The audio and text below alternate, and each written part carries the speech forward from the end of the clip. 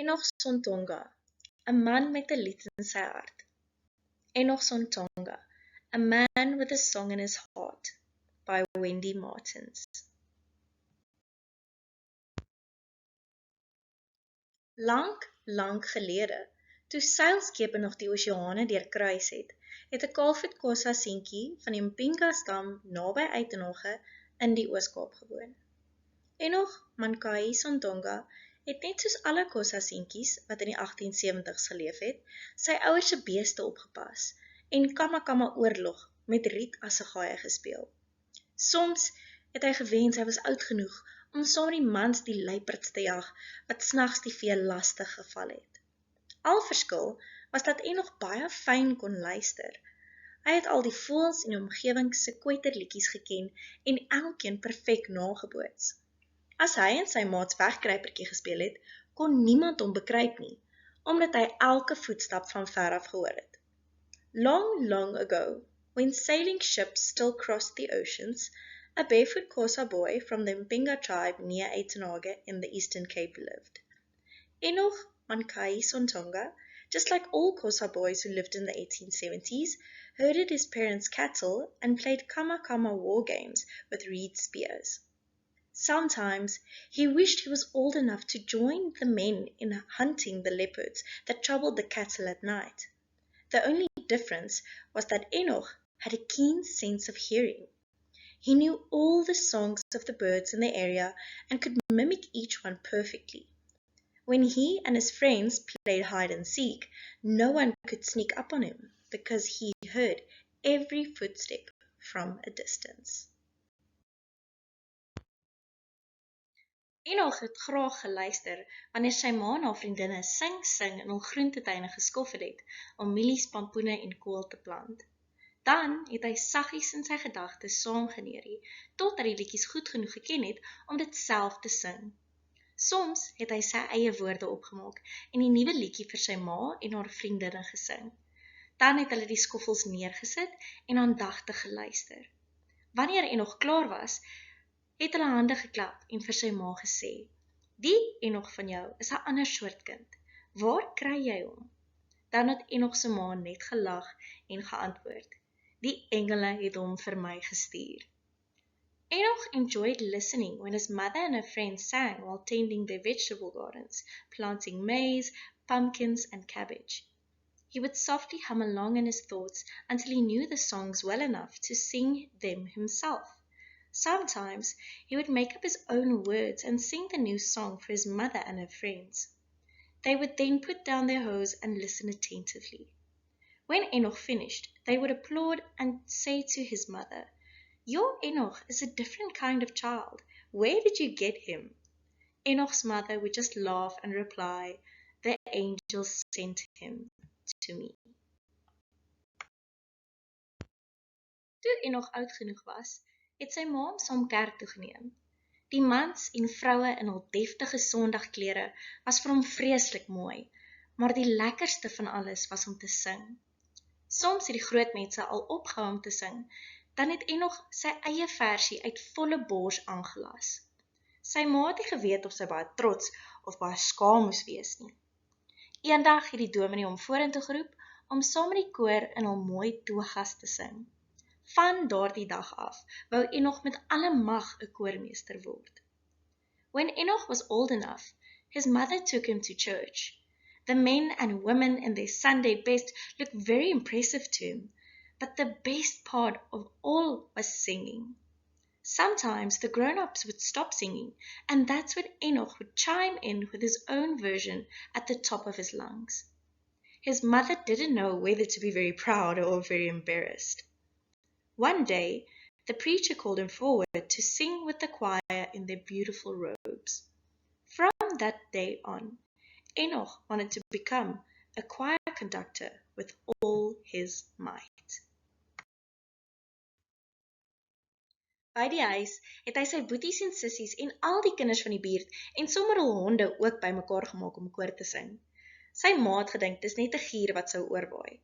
Maar nie lank nie, of die groepie stap Sondagmiddag van huis tot huis om te sing vir almal wat bereid is om hande te klap of koekies te gee.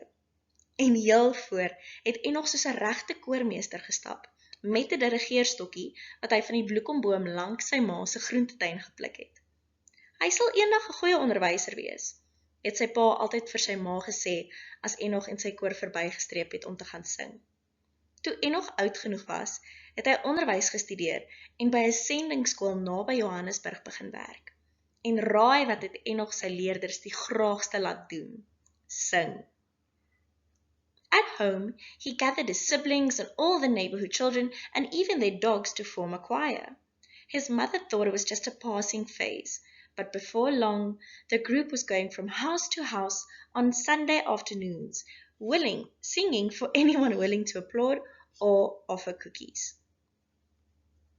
And Enoch led them like a true conductor, with a baton that he had plucked from the blue gum tree next to his mother's vegetable garden.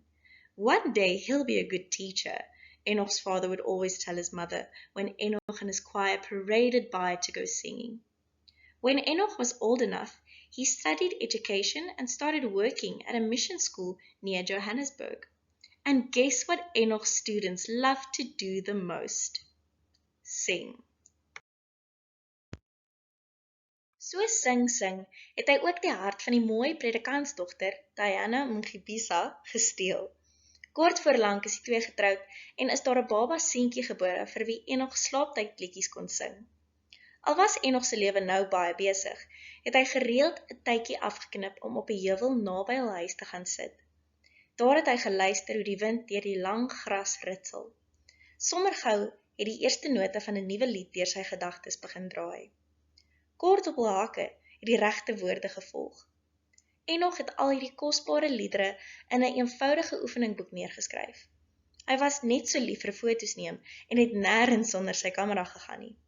Van sy sitplek op die heuwel tot sy seentjie se eerste glimlag, tot vervlenterde swart mynwerkers wat vuil en moeg uit die skagte klim, is afgeneem.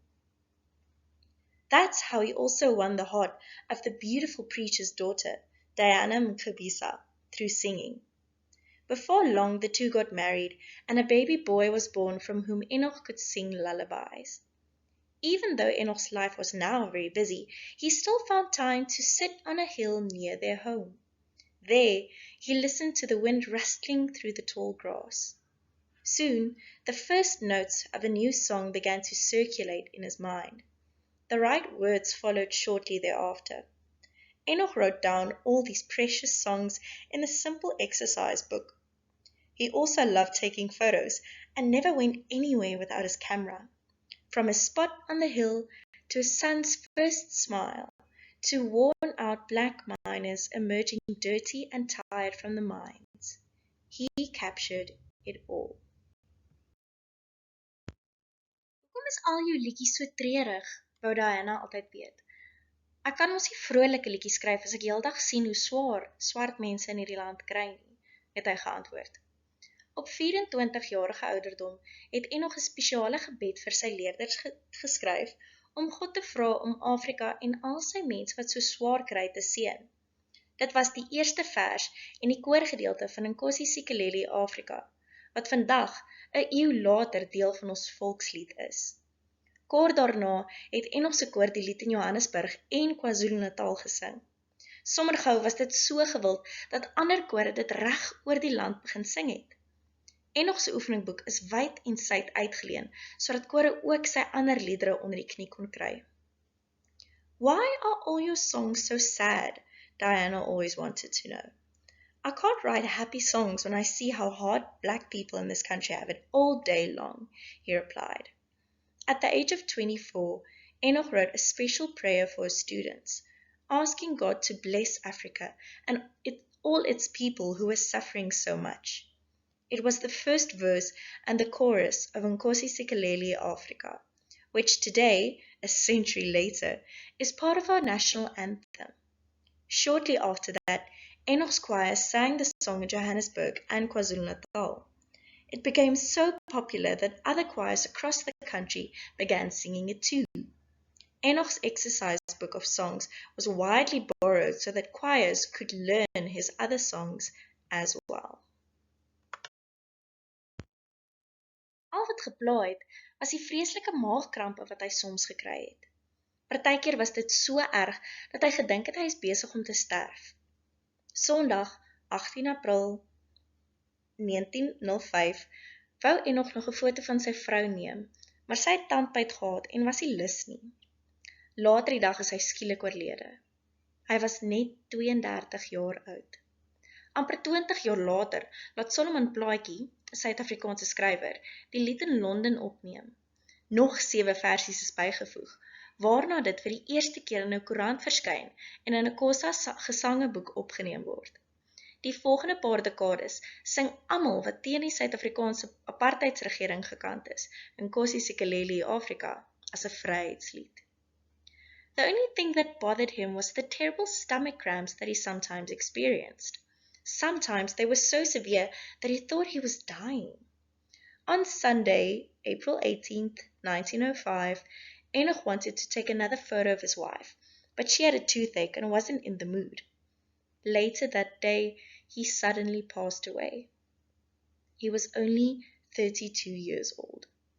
Almost 20 years later, Solomon Plaatjie, a South African writer, recorded the song in London. 7 additional verses were added, and it was published in a newspaper and included in a Xhosa hymnbook for the first time. In the following decades, everyone opposed to the South African apartheid government sang Nkosi Sikelel' Afrika as a freedom song. Landsgrense kon nie eers die lied keer nie. Dit is lank in Zimbabwe en Namibië gesing en is vandag nog Tanzanië en Zambië se volkslied. In 1994 kondig die staatspresident aan dat Nkosi Sikelel' Afrika, saam met die stem wat in 1918 deur C.J. Langenhoven geskryf is, die nuwe Suid-Afrikaanse volkslied sal wees. Enoch se oefeningboek met liedere het baie jare lank behoort aan 'n familielid wat Ouma Boks genoem is, omdat sy graag boksgevegte bygewoon het. Na haar dood het die boek ongelukkig verlore geraak. Op 18 April 2005, presies 100 jaar na Enoch Sontonga se dood, is 'n gedenksteen ter ere van hom onthul. 'n Minister het tydens die plegtigheid gesê: "Solank as wat Suid-Afrika en ander Afrika-lande hul volksliedere sing, sal Enoch Sontonga voortleef." Wie sou ooit kon dink dat 'n eenvoudige gebed wat deur 'n onderwyser op 'n heuwel geskryf is, net so deel van ons land kon word as wat die Karoo vlaktes, die Knysna bos en Tafelberg se kleed nog altyd was. En die westewind wat glo Enoch se liedjies vir hom gebring het. Even national borders couldn't stop the song. It was sung in Zimbabwe and Namibia for a long time and is still the national anthem of Tanzania and Zambia today. In 1994, the state president announced that Nkosi Sikelel' Afrika would be the new South African national anthem, along with Die Stem, written in 1918 by C.J. Langenhoven. Enoch's exercise book of songs belonged to a family member called Ouma Boks, who loved watching boxing matches. Unfortunately, the book was lost after her death. On April 18, 2005, exactly 100 years after Enoch Sontonga's death, a commemorative stone was unveiled in his honor. During the ceremony, a minister said, "As long as South Africa and other African countries sing their national anthems, Enoch Sontonga will live on." Who would have thought that a simple prayer written by a teacher on a hill could become such an integral part of our country? Just like the Karoo Plains, the Knysna Forest, and the Table Mountains covering, and the west wind that supposedly brought Enoch's songs to him.